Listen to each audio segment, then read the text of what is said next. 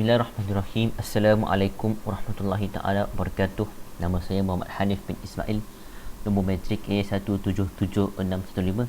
Dan insya-Allah pada hari ini saya ingin berkongsi dengan anda satu hadis penting yang berkaitan dengan kehormatan darah seseorang muslim yang mesti dijaga. Agama Islam merupakan agama yang sangat mementingkan kehormatan dan kemuliaan penganutnya, dan darah mereka tidak halal ditumpahkan, melainkan ada situasi atau perkara tertentu yang menyebabkan darah seseorang Muslim itu halal, ini boleh dibunuh. Sebelum itu, mari kita mendengar apakah hadis yang menjadi sandarannya. Itu an Abdullah bin Mas'ud radhiyallahu anhu qala Rasulullah sallallahu alaihi wasallam, la yahillu damu mri'in muslimin yashhadu an la ilaha illallah wa anni rasulullah illa bi ihda thalathin, as-sayyibu zani wan nafsu bin nafsi wattariku lidinihi al-mufariku lil jamaah.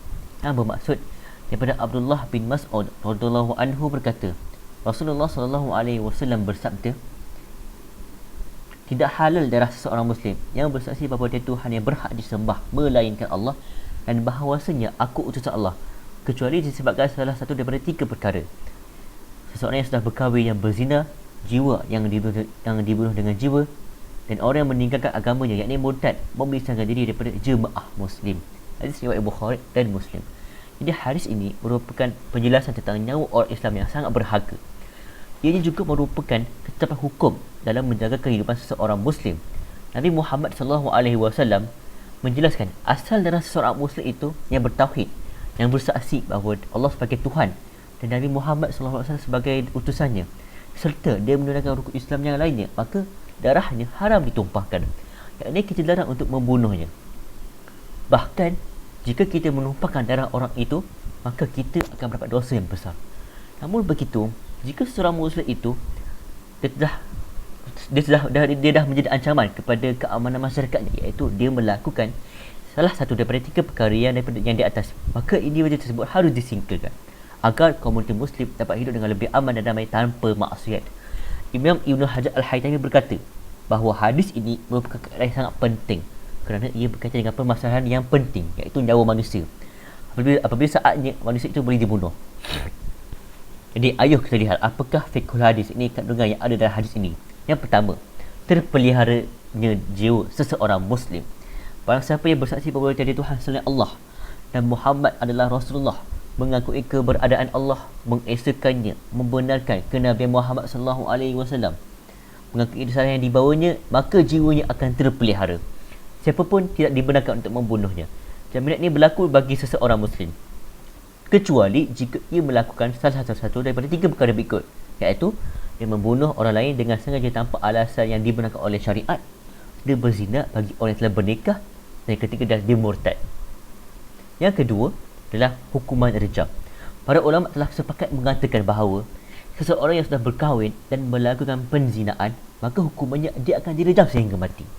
Hal ini demikian kerana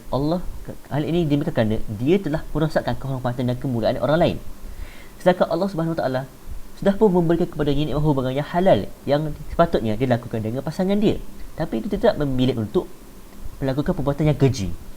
Perbuatan zina ini telah menyebabkan kerosakan pada sisi kemanusiaan dan menghancurkan salah-salah keturunan yang ingin dibina. Dalam Al-Quran surah Al-Isra ayat 32, A'udzubillahi minasyaitonirrajim, wala taqrabuz zina innahu kana fahishatan wa sa'a sabila. Yang bermaksud, dan janganlah kamu menghampiri zina, sesungguhnya zina itu adalah satu perbuatan yang keji dan satu jalan yang membawa kerosakan. Yang menjadi ketetapan hukum rejam ini adalah berdasarkan kepada sabda dan juga praktik yang diterangkan oleh Nabi SAW. Ada lagi terdapat ayat Al-Quran yang lain ataupun hadis yang menceritakan mengenai hukum ini, dan ini mengukuhkan lagi kedudukan ataupun autoriti hadis ini. Yang ketiga adalah qisas. Ijma' ulama telah menyepakati siapapun yang membunuh seseorang muslim dengan sengaja, maka ia harus dijatuhi hukuman qisas. Ini hukuman bunuh. Jiwa yang dibunuh dengan jiwa. Ini apabila seorang membunuh, maka hukum balas juga adalah bunuh.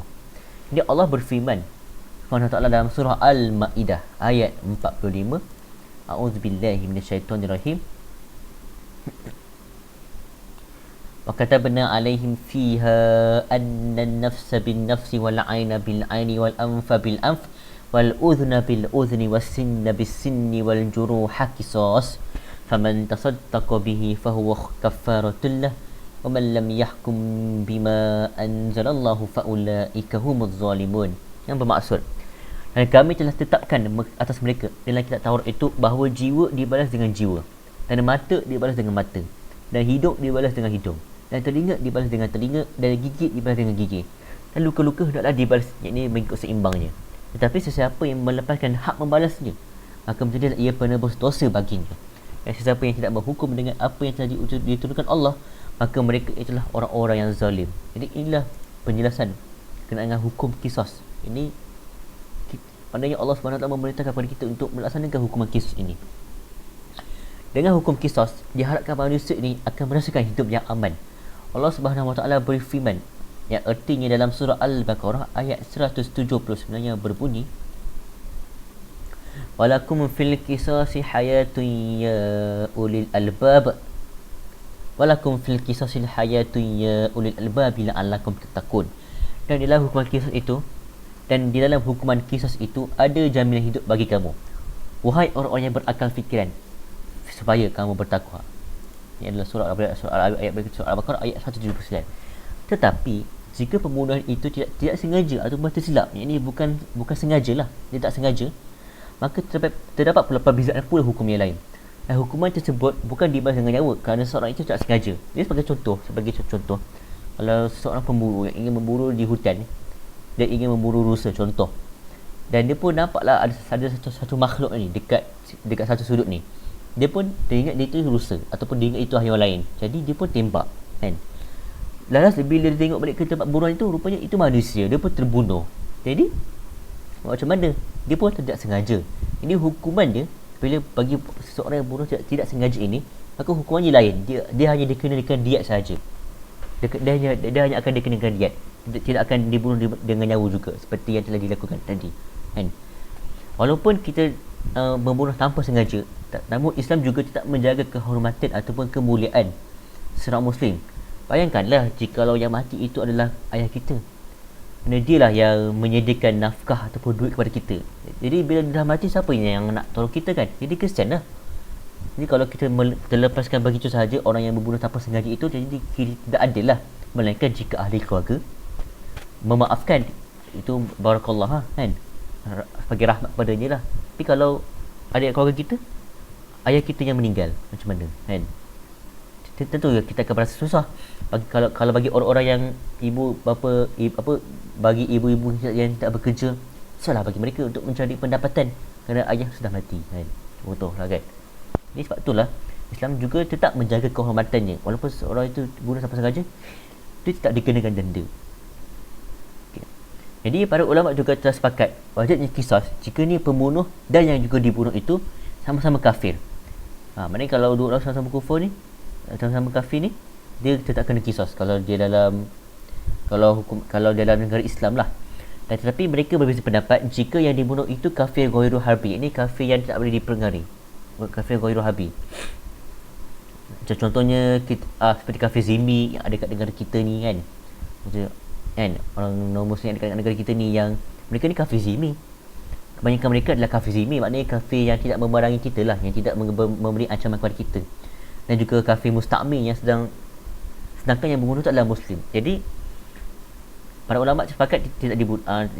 Mereka berpendapat. Jadi kalau mazhab Hanafi, dia berpendapat bahawa wajib juga dijatuhi hukuman qisas walaupun yang membunuh itu Muslim kan. Sebagai realisasi daripada keumuman ayat jiwa dibalas dengan jiwa ini, juga keumuman sabda Rasulullah SAW, jiwa dibalas dengan jiwa juga. Sedangkan mazhab-mazhab lain berpendapat bahawa seorang Muslim tidak akan kena qisas kalau dia bunuh orang kafir. Kalau mazhab Hanafi dia kata wajib kena dijatuhi hukuman qisas. Tapi kalau mazhab lain kata tidak, berpendapat seorang Muslim tidak dikisas disebabkan oleh dia membunuh orang kafir. Dalam memperkuatkan pendapat ini, mereka menggunakan dalil daripada hadis Nabi SAW. Seorang Muslim tidak dijatuhi hukuman mati kerana membunuh orang kafir. Hadis riwayat Al-Bukhari. Jadi mereka menganggap bahawa hadis ini yang disebut tadi merupakan perkhususan daripada ayat dan juga hadis yang bersifat umum di atas. Dalam pelaksanaan qisas, jumhur ulama sepakat bahawa orang tua ini, orang bapa, itu tidak dikisah kerana ia membunuh anak dia. Ini sebagaimana yang dilaksanakan oleh Umar bin Khattab radhiyallahu anhu. Ini kerana terdapat keraguan lah. Patutnya ayah sepatutnya memberikan kasih sayang kepada anaknya, tapi dia membunuh anaknya. Jadi tentu ada sebab tertentu kenapa ayah dia membunuh. Ini sebab itulah Islam tidak si bapa ni ataupun si orang tua ni tidak akan dikenakan hukuman kisah juga, seperti mana dia membunuh anak dia. Okey.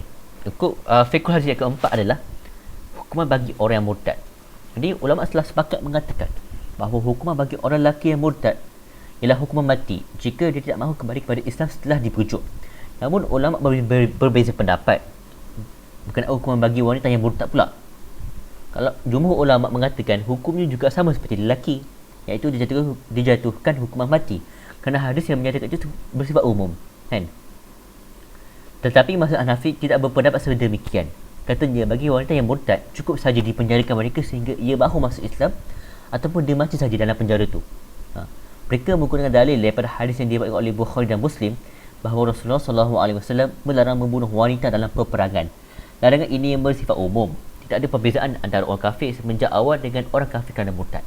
Jadi itu adalah merupakan kandungan hadis yang boleh kita ambil manfaat dan juga pengajarannya. Kita boleh rumuskan bahawa hadis tersebut berkait dengan hukum hudud. Jadi isu pada hari ini ialah mengapa negara Islam kita pada hari ini kebanyakannya sangat suka untuk melaksanakan hukuman hudud yang sepatutnya dibuat. Hanya sebahagian saja yang melaksanakan sepenuhnya, seperti Arab Saudi, Sudan, Afghanistan dan juga ada yang lain-lain, tapi sikit lah, kan. Jadi kita tak perlu pergi jauh-jauh lah. Kita lihat saja negara Malaysia kita sendiri. Untuk melaksanakan hukum hudud ni di negara kita, kata orang sangat sukar kerana negara kita mempunyai berbilang kaum dan juga agama, maka ia tidak sesuai, kan. Tapi saya boleh katakan maknanya kesedaran umat Islam di Malaysia ni rendah, masih kurang. Kalau jika tahap kebenaran kita tinggi, pastinya kita akan melaksanakan hukum hidup itu. Tak kisahlah, kan.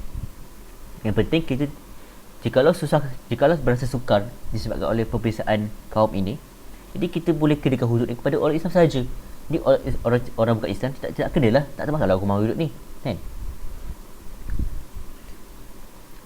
Tapi kalau kita nak buat hukuman hudud, kita kena buat secara berperingkat seperti yang dilakukan oleh Brunei. Kerana kalau kita buat secara sekaligus akan menyebabkan culture shock, kan?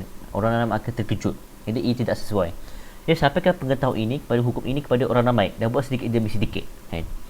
Jadi kajian juga menunjukkan bahawa bagi kadar jenayah ataupun kegiatan yang tidak bermoral seperti zina ni turun dengan mendadak di negara Islam yang mengenakan hukum hudud. Hal ini kerana hukuman yang berat itu telah menyebabkan orang ramai menjadi takut, kan. Jadi hukuman ini dia sangat berkesan kerana dalam memakmurkan kehidupan masyarakat Muslim. Jadi kita bolehlah ambil iktibar daripada kajian ini, daripada perkara ini, kan. Jadi kita boleh jadikan kajian ini ataupun bukti ini sebagai kepada media untuk menunjukkan kelebihan pelaksanaan hudud. Tapi apa yang melemahkan umat Islam pada hari ini, kita lihat pada isu pada hari ini, adalah dipakai oleh kuasa media antarabangsa yang dimiliki oleh Barat, yang mereka ni suka memurukan Islam. Ini sejak ada peristiwa 11 Mei dulu, yang peristiwa bangunan terbakar semua tu. Jadi umat Islam ni mula dipandang serong dan juga mereka berkelam Muslim sebagai teroris, iaitu pengganas. Ditambah lagi bukti mereka mengatakan bahawa hukuman hudud yang adalah Islam ni merupakan hukuman yang kejam. Sedangkan mereka tidak memahami apakah cara untuk menjadikan hukuman tersebut dan bagaimanakah kesaksian dijalankan untuk menjatuhkannya. Untuk menjadikan hukuman hudud sangat sukar. Sebagai contoh, hukuman zina, perlu ada 4 orang saksi lelaki yang ada di mana mereka berempat ni berada di tempat tersebut, kan, zina itu, dan mereka menyaksikan perbuatan itu dan mereka sama-sama menceritakan keadaan yang sama. Jadi agak sukar sebenarnya jadikan hukuman ini, tidak boleh sewenang-wenangnya, kan. Maka jikalau dah memenuhi syarat itu, maka bolehlah jadi hukuman hudud, tapi sangat-sangat sukar. Kalau ada sekali perbuatan zina itu, tidak mungkin untuk boleh datangkan 4 orang itu. Memang agak sukar, kan. Oleh itu kita sebagai pengguna internet Muslim juga perlu melawan ideologi mereka, ideologi orang Barat ini yang mengusung ini dengan alat yang sama, iaitu menggunakan media juga untuk membetulkan segala salah faham yang berlaku. Dan seterusnya, kita gunakan juga kuasa media untuk menyebarkan risalah Islam dengan aman dan damai agar dapat menarik minat masyarakat bukan Islam. Okey. Oleh sebab itulah kita patut menjadikan hadis ini sebagai sandaran atau bagi melaksanakan hukuman hudud agar dapat menjaga kehormatan dan jiwa seseorang Muslim. Sebagai seorang pelajar, saya akan beringat untuk sentiasa mengamalkan hadis ini agar dapat dijadikan panduan untuk masa akan datang. Saya mungkin tiada kuasa untuk melaksanakan hukuman hudud di negara ini. Namun kita boleh menyebarkan kandungan hadis ini dan memberikan penerangan kepada orang ramai. Hadis ini sangat penting kerana dikandung dalamnya faedah yang sangat besar bagi menjaga keamanan masyarakat. Selain itu, ia juga berpotensi untuk memelihara jiwa dan maruah seseorang Muslim daripada terjemah. Malah hadis ini juga termasuk dalam kategori hadis arba'in, iaitu hadis 40 Imam An-Nawawi. Jadi pastinya hadis ini perlu dititikberatkan. Jadi kalau dah masuk dalam 40 hadis itu kan, yang telah disebut oleh Imam Nawawi tu, maknanya hadis ini sangat penting lah, dikatakan kan. Saya berpendirian bahawa hadis ini sangat penting untuk jadikan sebagai panduan kepada negara kita.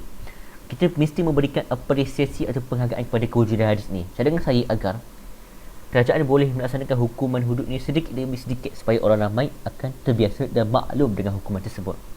Jika saya diberi peluang untuk jawatan yang besar dalam institusi agama, saya akan cuba untuk menyebarkan kepentingan hadis ini dan menggesa kerajaan agar melaksanakan hudud bagi menjamin kebahagiaan dan kedaulatan negara daripada penjenayah. Hadis ini berperanan dalam membentuk negara atau komunitas masyarakat Islam yang aman dan sentiasa, dan sekaligus akan menyebabkan orang bukan Islam tertarik untuk menaung di kerajaan Islam. Jadi itu sahaja daripada saya untuk kandungan hadis ini. Semoga kalian dapat manfaat lah, dan saya minta maaf atas segala kekurangan dan juga saya punya gagap. Wabillahi taufiq wal hidayah. Wassalamualaikum warahmatullahi taala wabarakatuh.